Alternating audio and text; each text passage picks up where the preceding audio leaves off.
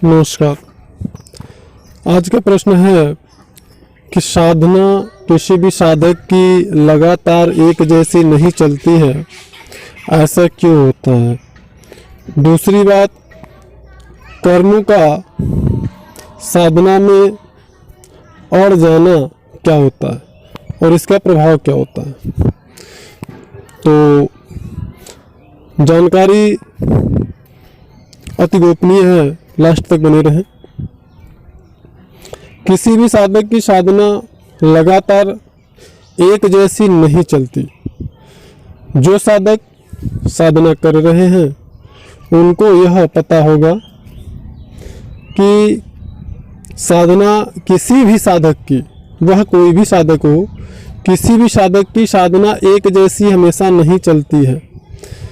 और ऐसा क्यों होता है। और जो कर्म होते हैं, कर्म जब साधना में अड़ जाते हैं तो साधक के साथ किस प्रकार की साधक को अनुभूति होती है और साधक के साथ में क्या घटनाएं घटती हैं, इससे संबंधित जानकारी हम दे रहे हैं। जब साधना में, साधक के साधना में जब कर्म अड़ जाते हैं, उस स्थिति में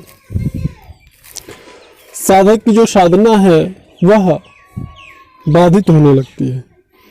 जैसे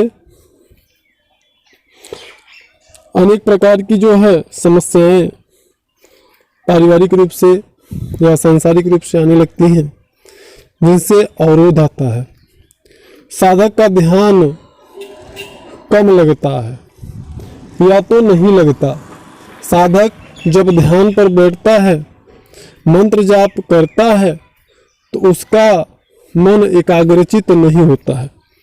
उसको तमाम प्रकार के अनाप शनाप ख्याल और विचार आने लगते हैं। जबकि इसके ठीक पहले, इसके पहले क्या होता है, साधक का ध्यान भी अच्छा लगता है और मंत्र जाप करने पर भी मन उसका एकाग्र होता है और अनुभव भी उसे आते हैं। लेकिन जब साधक के कर्म साधना में अड़ जाते हैं, उस स्थिति में साधक का मानसिक स्थिति एकदम हिल जाता।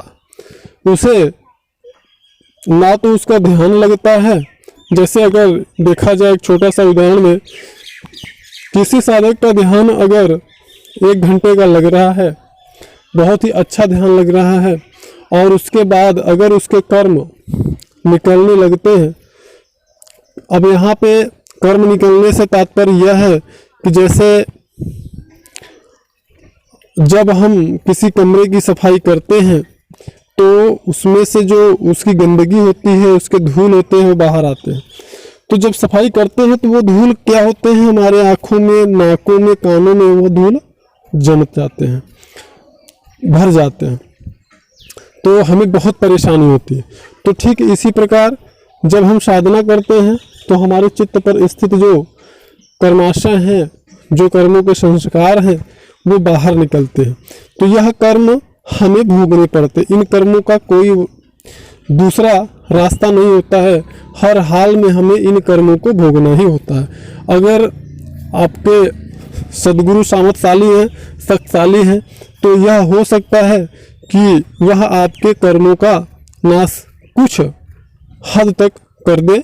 साथ ही साथ आपको यह भी सलाह दे, आपका मार्गदर्शन करे कि जो कर्म आपका अड़ रहा है, इस कर्म को किस प्रकार से जल्दी से भोग कर आप समाप्त कर सकते हैं। क्योंकि ज़्यादातर साधकों को यही नहीं पता होता है कि मेरा जो कर्म है, क्योंकि वो सामान्य जानकारी लेकर के, सोशल मीडिया से जानकारी लेकर के वो साधना शुरू कर देते हैं। उन्हें लगता है कि मंत्र जाप, ध्यान, ये सब बहुत ही आसान होता है, जबकि यह एक जटिल प्रक्रिया है, आसान नहीं है बिना मार्गदर्शक या गुरु के। और वो भी गुरु या मार्गदर्शक आपका सामर्थ्यशाली होना चाहिए, उस मार्ग का परिपक्व होना चाहिए।